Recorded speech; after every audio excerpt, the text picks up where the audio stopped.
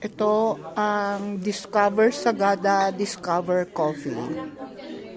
So nagpalit-palitan sila ng ano ba yon, yan. Kung ano yung French press at mocha pot, alin ang matapang, alin ang mapait. Ganyan siya. So we're here in Baoeng Cafe. Yeah. And kunting extra lang sa video natin. Yan.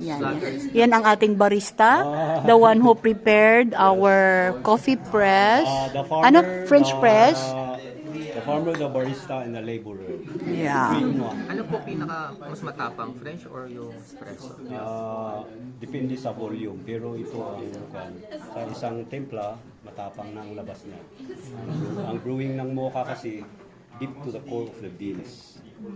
Yan ang lalo na kung hindi kagaya niya trail walker, mas maganda yung cold water.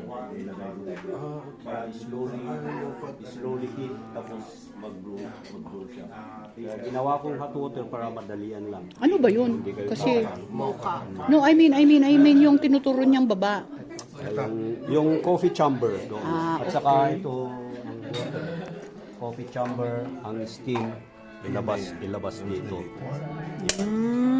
Ganon siya. Ganon din ang machine, yung espresso machine. Ganon din ang sequence niya. At saka si manual. Ito lang, manual siya. Pang your own. Farm to cup.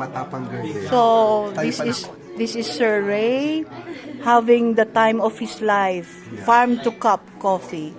The Baoeng coffee. Yan. Arabica lang po tayo dito.